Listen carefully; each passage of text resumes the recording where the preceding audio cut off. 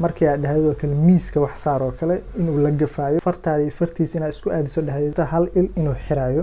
Assalaamu calaykum waraxmatullaahi wabarakaatuh. asxaabta ku soo dhawaada muuqaal cusub. maanta muuqaalkeen wuxuu ku saabsan yahay 5 arrimood aad ku garan kartid canugaaga hal il ka mid ah inuu si fiican wax ugu arkin. haddii aad markuu wareyso muuqaaleen daawatid subscribe saar si aad u heshid muuqaalo qusay caafimaadka indhaha iyo aragga. waxaan u gudagalaynaa muuqaalkeena daawasho wacan.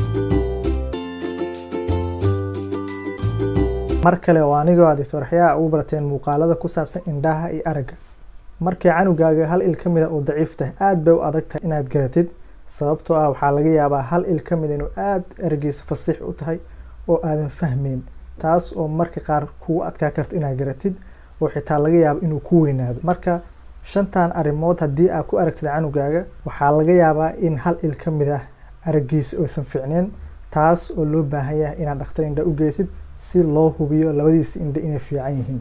calaamada koowaad ayaa ah markii uu wax fiirinayo ama TV uu fiirinayo in uu madaxiisa janjeeriyo oo hal dhinac u janjeero, taas oo keeni karto murqaha indhaha marka qaar in shaqeynin ama hal il ka mid ah inuu si fasiix u arkin. calaamada labaad oo la rabo haddii aad ku aragtid hal il inuu xiraayo markii uu TV fiirinayo khaasatan, ama markii uu banaanka u baxo kale in aad ku aragtid mar walba inuu hal il xiraayo.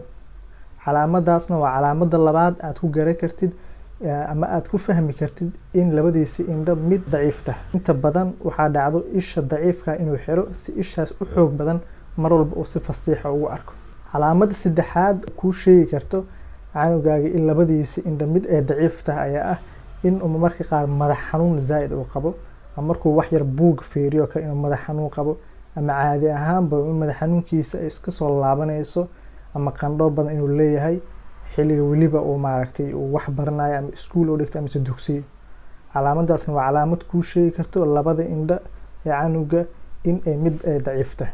calaamada kale oo kuu sheegi karto canugaaga labadiisa indho inay daciif tahay ayaa ah in il uu weersho uu ka yahay ama il inay qaloocan tahay, taasna waa calaamad si fasiixa u fahmi kartid in canugaaga hal il ka mid ah ay daciif tahay. inta badanna isha markaa weershaha mise isha qaloocan ayaa araggeeda aada u hooseeya. calaamada ugu dambeysa oo ah calaamada 5aad ayaa ah in uu spaceka u dhexeeya laba shay inuunan fahmi karin, ama waxa la yiraahdo depth perception inuu si fiican u fahmi karin, taas oo ku fahmi karta marka qaar markii aad dhahdo kale miiska wax saar oo kale inuu la gafaayo. sidoo kale testi gooniyan waa ka qaadi kartaa oo ah calaacashaada iyo calaacashiisa in aad dhahdid ku dhac oo kale, oo markuu gacanta uu sidaan dhahdo la gafaayo. sidoo kale mid ugu muhiimsan oo ugu fiican waxay tahay fartaadii fartiisa inaad isku aadiso dhahdid farteeda taabo. haddii uu fartaada iyo fartiisa marka qaar uu la gafaayo, taasna waxay kuu sheegi kartaa in labadiisa indho mid ka mid ah si fasiix ugu arkayn, ama wax loo yaqaan depth perceptionkiisa indhaha in uu aad u hooseeyo. 5taas arrimood waa 5 arrimood haddii aad ku aragtid laga baahan yahay in canugaaga dhakhtar indho u geysid si loo hubiyo caafimaadka indhihiisa. markaas iyo muuqaalkeenu ku egyahay. waxaa idin rajeeyay caafimaad iyo indho fiican.